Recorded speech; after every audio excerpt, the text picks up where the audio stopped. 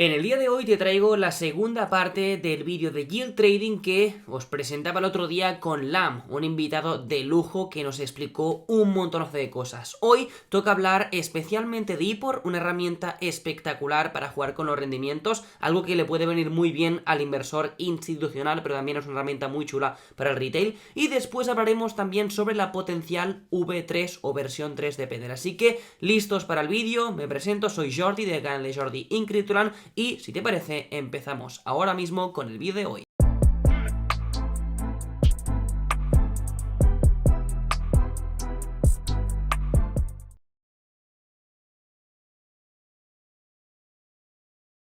Antes hemos introducido lo de IPOR, ¿vale? Algunos de vosotros es la primera vez que oís hablar de IPOR. Yo sé de IPOR, pero por LAM y tampoco he ido a investigar muchísimo. En la descripción os voy a estar dejando este artículo donde básicamente se habla de, bueno, los intereses fijos, los intereses variables, el yield stripping, lo que es el vanilla yield, ¿vale? Entonces, lo que vamos a intentar hacer a continuación es explicar como las principales diferencias entre lo que sería un Pendel y lo que sería un IPOR. O sea, en qué ocasiones pues utilizaríamos cada una de las plataformas y cómo se operarían pues los intereses a través de, insisto, estos dos protocolos. Sí, ambos intentan hacer lo mismo, mientras que, por ejemplo, Pendel, digamos que se ha inventado su propio mecanismo que solamente se puede hacer en DeFi, que puedes tokenizar el subyacente y dividirlo en dos tokens. Y por lo que hace es replica cómo funciona esto en finanzas tradicionales y lo hace prácticamente igual. La forma en la que funciona en finanzas tradicionales es lo que se llaman swaps de tipo de interés o interest rate swaps, IRS. Em, lo que hace esto es un contrato financiero entre dos partes, en lo que tú intercambias el cash flow que viene pagado y que se basa a un tipo de referencia, como sería, por ejemplo, el LIBOR o el SOFR. En el caso de IPOR, en vez de dos partes, una parte es el trader y la otra es una MM con gente que pone liquidez y la referencia es lo que se llama el IPOR, que es como el equivalente del LIBOR. Y bueno, en otras palabras, simplemente son dos partes, se acuerdan de intercambiarse pagos de interés durante un periodo de tiempo, un mes, 2 meses o 3 meses. Una parte paga un interés de tipo fijo y la otra paga un interés de variable. Y esto, lo que se caracteriza y se diferencia de Pendel, es que es muy eficiente en términos de capital y te puede dar hasta un 1000x de apalancamiento. Ahora mismo te da un poco más de 100, pero esto es porque el mercado está muy volátil. Esto se va ajustando, pero cuando lanzó el protocolo se ofrecía 1000 en todas las monedas estables durante el bear market. Simplemente la forma en la que funciona es tú acuerdas los términos del swap, es decir, cuánto colateral, cuánto apalancamiento, si vas a ir en largo o en corto, es decir, para ir en largo estarías en el lado izquierdo, pagando fijo y recibiendo variable, y para ir en corto estarías en el lado derecho, pagando variable y recibiendo el fijo. Entonces, Y para hacerlo a la práctica, para la gente que lo entienda, nosotros, como hemos visto antes, tenemos pues este IPOR en el 5.58, ¿vale? Entonces, si nosotros suponemos que esto podría subir, de hecho, yo que sé, te pones aquí en la gráfica y ves que esto está así marcando máximos ascendentes, ¿no? Si te pones aquí a hacer análisis técnico sobre intereses. Si suponemos que nosotros pensamos que esto irá para arriba, la gracia sería, pues, irnos para acá, ¿no? Pagar el 8,6, pero teniendo en cuenta de que actualmente está el 5,58. O sea, aquí tenemos un spread importante, otra ineficiencia que también la tenemos que destacar. Entonces, nosotros aquí estaríamos ganando dinero siempre y cuando este variable acabe pasados los 28 días estando por encima del 8,62, ¿no? eso es. Ahora mismo, por ejemplo, si tú lo miras y dices estoy pagando un 8 y recibiendo un 5, no tiene sentido. ¿Por qué lo iba a hacer?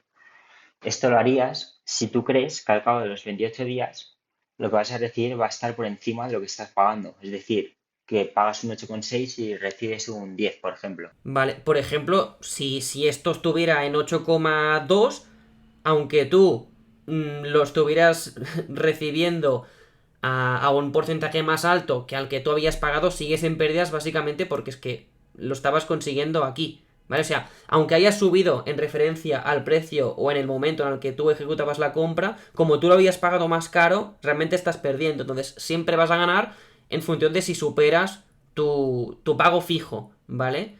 Entonces, vayamos a hacer cálculos, ¿no? Porque a la gente le gusta también ver a la parte en la práctica, pues cómo funcionaría esto. Si nosotros le metemos un 100x de apalancamiento aquí, ¿vale? Pon que venimos con $1000 y pues, claro, 1000% nos da un notional de 100.000.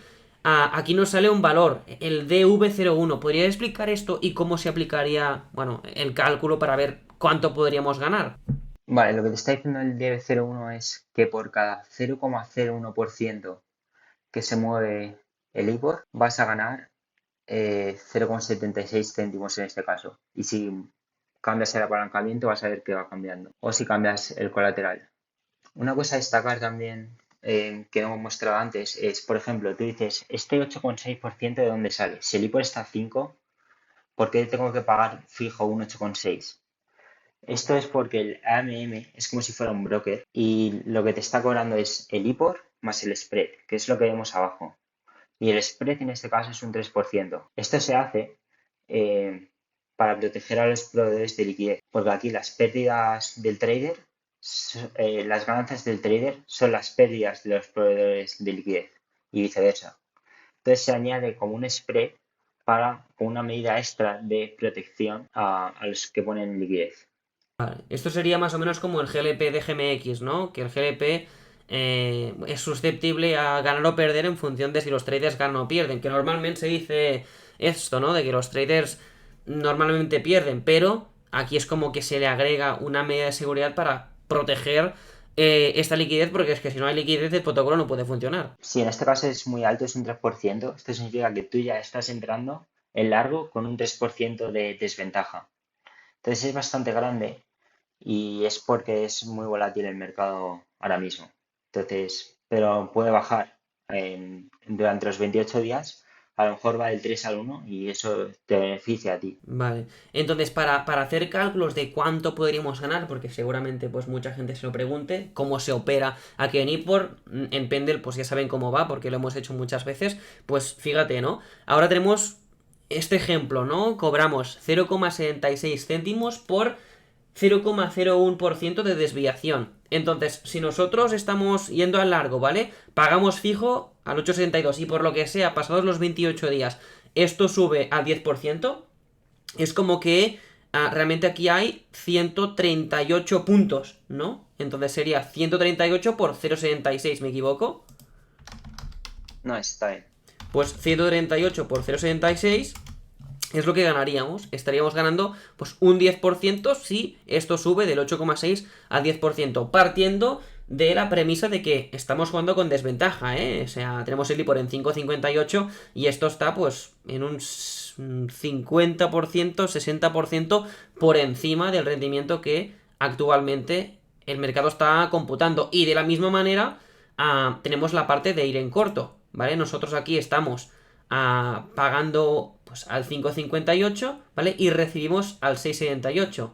Entonces, ¿cómo ganaríamos nosotros aquí? ¿Y cómo perderíamos nosotros aquí? Aquí tú ganas cuando este sigue en corto. Ganas cuando el IPO se va por debajo del 5,58%. Vale, entonces nosotros, o sea, estamos entrando aquí, ¿vale? Pero recibimos interés al 6,78. Entonces, nos interesará que siempre el rendimiento, aunque lo compremos aquí, baje de aquí.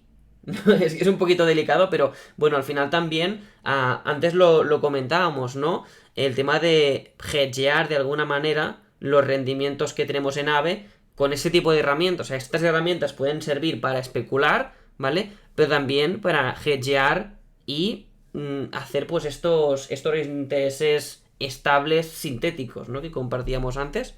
Sí, siempre vas a estar en desventaja cuando abras la posición, si te fijas. Hay situaciones en las que no, que es cuando el spread es negativo. Pero bueno, vamos a asumir que siempre empiezas en desventaja.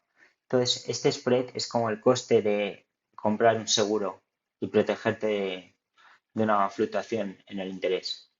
Ahora entiendo lo del seguro, que antes estaba un poquito ahí que no entendía el porqué y realmente, bueno, es como, sí, el seguro, ¿no? Como el insurance que nosotros pagamos para decir, ok, nos sentimos cómodos con este interés a pagar. Así que, guay, guay saber esto. Entonces, bueno, hemos introducido el tema de IPOR. Si hay gente pues interesada en saber un poquito más acerca de cómo funciona, acerca de cómo se opera, porque sinceramente es muy interesante y realmente es como las finanzas tradicionales operan el rendimiento, que lo depende es que es único, entiendo yo.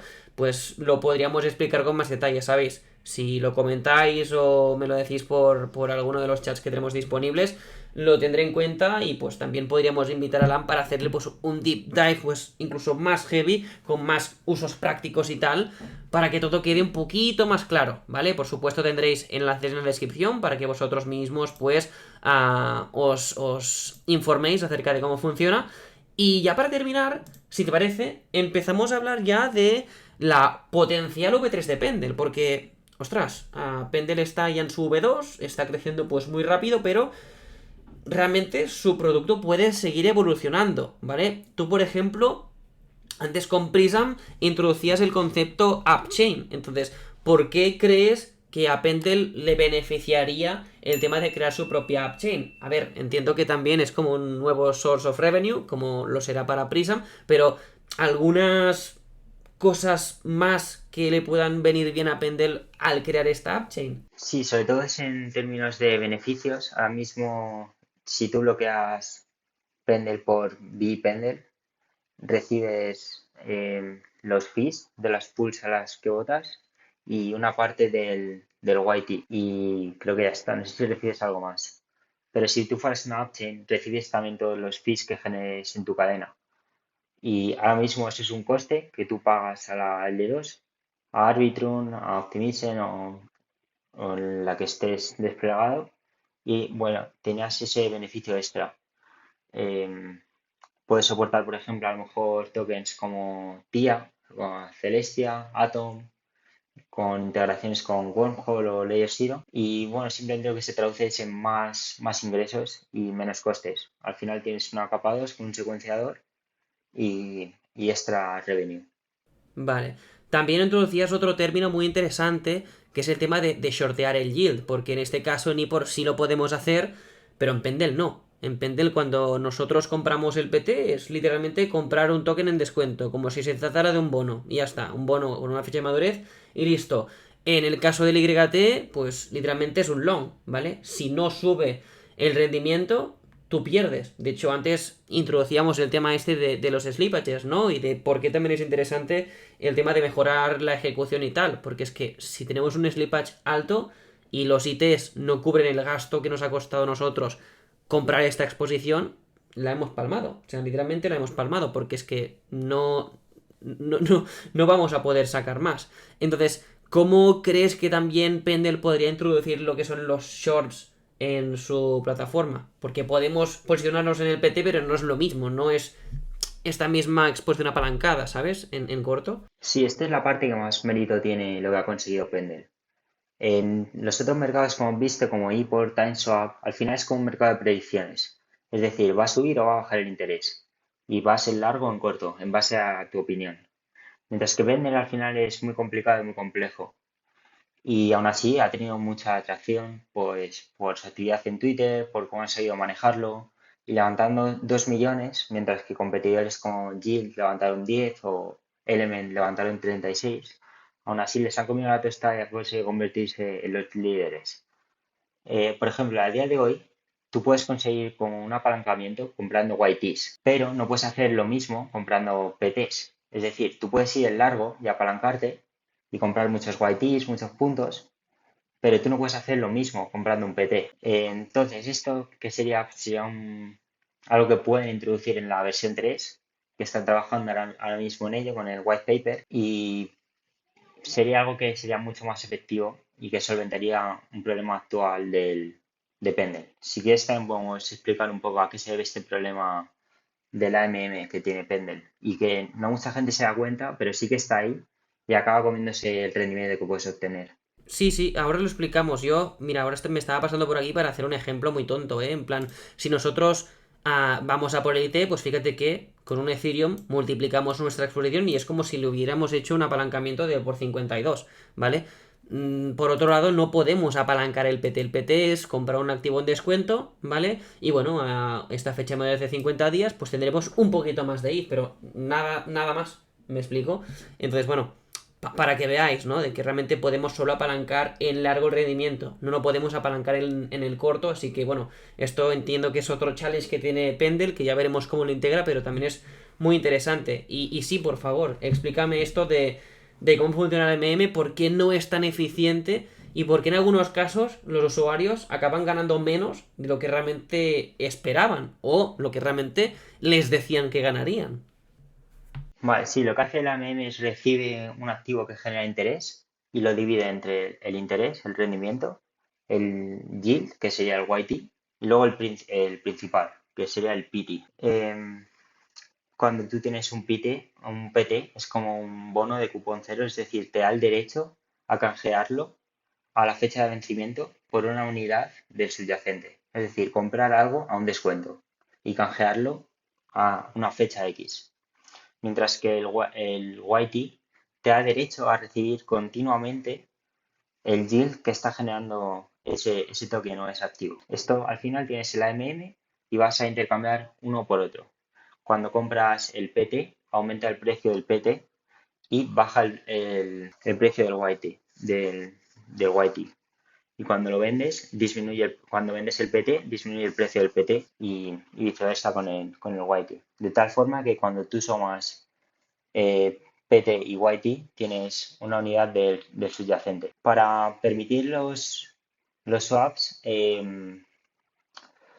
pues tienen ellos su AMM y una de las condiciones que viene implícitas es que conforme va pasando el tiempo, el YT va a ir acercándose más y más a cero. Entonces, conforme la gente va comprando y vendiendo y conforme va pasando el tiempo, todo este precio va a ir generando como una curva, de tal forma que el YT valga cero al final. Aquí está vamos a ver cuál es el problema ahora. El problema es que el YT es una proporción muy pequeña del subyacente, mientras que el PT ocupa la mayoría. A lo mejor el PT representa un 90% y el YT un 10%. Y este 10% es el que además se va a ir acercando a cero. Entonces, tiene el beneficio de que lo puedes comprar muy barato, pero al ser una proporción tan pequeña, el impacto del precio que vas a tener es muy grande.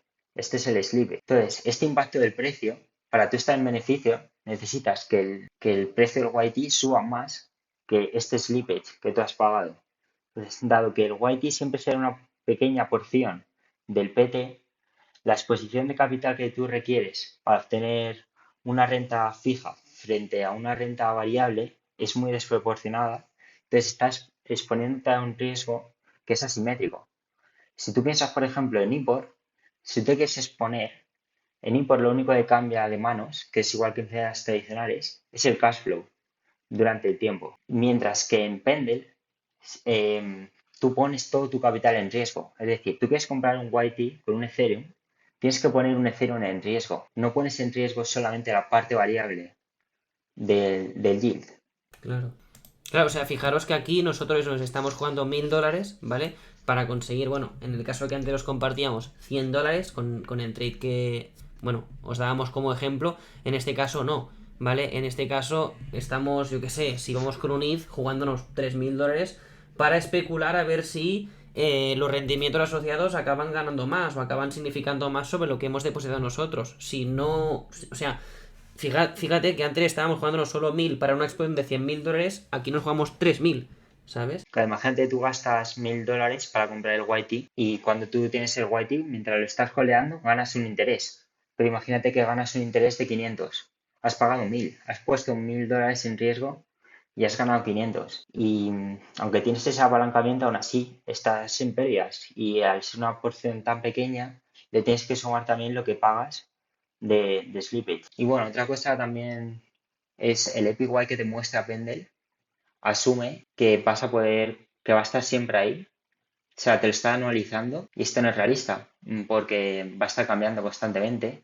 Y el APY que te muestran cuando te dan el Implied APY está asumiendo que el APY no va a variar, que se va a quedar ahí y que se va a quedar ahí para siempre y vas a poder hacer un interés compuesto prácticamente a la perfección. Y esto no es realista porque, por ejemplo, cuando más gente, cuando aumenta el TVL, el yield va a caer porque te están diluyendo cuando más dinero entra y viceversa. Cuando gente retire, el APY va a subir. Entonces esto depende mucho del mercado. No puedes mostrar en la pantalla un número anualizado cuando sabes que va a estar cambiando frecuentemente cada hora y el valor anualizado va a estar variando pues, todo el tiempo. Esto te das cuenta cuando lo haces en práctica, lo vas a ver enseguida. O sea, puedes hacer la prueba, te piensas que vas a ganar un 30% de APY y luego lo ves y dices, he ganado un 10%. O he perdido dinero. ¿Qué ha pasado aquí? Totalmente. Yo creo que también es porque los APIs venden muchísimo más que poner un porcentaje de beneficio fraccionado si es que la madurez es a más corto plazo, hay menos corto plazo de un año. Y también es que es muy loco. O sea, si te miras las curvas, fíjate que el underlying APY, que es lo que realmente sí genera el activo subyacente, a día de hoy en algunos activos se aleja muchísimo a lo que Pendel asume como implied APY. Fíjate que ahora mismo el EID como tal te está diciendo que genera per se un 2,7%. Y actualmente el implied APY está en un 24%. ¿Por qué? Porque aquí hay toda la parte especulativa en referencia al airdrop de Cerfi y tal. Entonces, no es solo que le esté dando un número falso, porque realmente pues nunca se hará, es prácticamente imposible hacer el compound de esto, porque es que estas campañas terminarán, ¿vale? Sino que también estamos muy lejos de lo que realmente paga, ¿no? El activo subyacente, porque, insisto, aquí en Pendel todos son yielding assets, no tenemos como ni por otro tipo de activos. Sí, en Pendel el equipo se encarga de poner un parámetro cuando crea la pool y luego suelen ajustar la madurez en base a lo que intentan buscar. Antes sacaban madureces de 2025, 27, ahora se están sacando más cortas y están probando y se están dando cuenta de que hay más demanda por estas madureces más cortas, pero al final ellos ponen un parámetro, inician la pool y luego se olvidan. El resto lo determina el mercado. Y por lo que hace es más complicado, requiere ajustar parámetros constantemente y no está determinado tanto por las fuerzas del mercado.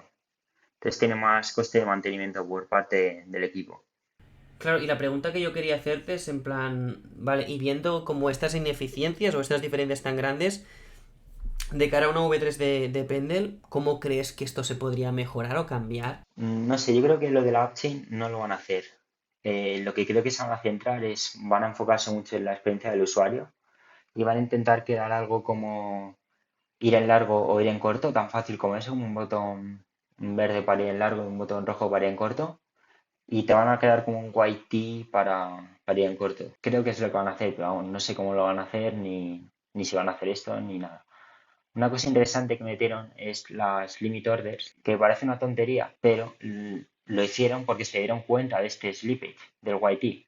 En cuanto Pendle empezó a crecer y el TVL empezó a crecer, se dieron cuenta de que el slippage era muy grande. Entonces las ballenas no participaban. Y cuando pones una limit order, pues tienes la limit order y ya no tienes el slippage. Entonces ahora las ballenas ya pueden participar con más confianza. Vale. Esto no lo sabía, ¿ves? Es como, de esta manera eliminas el factor este que te hace iniciar el trade en pérdidas, ¿no? Sí. Interesante, interesante. Pues, Lam, si tienes alguna cosita más a destacar acerca de Pendel, acerca de su versión 3, adelante. Si no, si te parece, vamos cerrando ya con esta sesión. ¿Quieres agregar alguna cosita más? No, nada más. Yo creo que hemos visto todo. Genial. Pues oye, de verdad, muchísimas gracias. Ha sido una charla muy extensa, muy densa, muy interesante, porque es que se han tocado muchísimos tiempos y estoy... Bueno, muchos tiempos. Se han tocado muchísimas cosas y estoy seguro de que la gente habrá aprendido un montón y yo mismo también te puedo decir lo mismo. Por supuesto, muchísimas gracias por haberte pasado por el canal una vez más. Para mí es un placer. Y eso, despídete para toda la gente y espero verte pronto de nuevo aquí en el canal. Nada, muchas gracias a ti. Nos vemos pronto. Venga, que vaya muy bien. Adeu, adeu, adeu.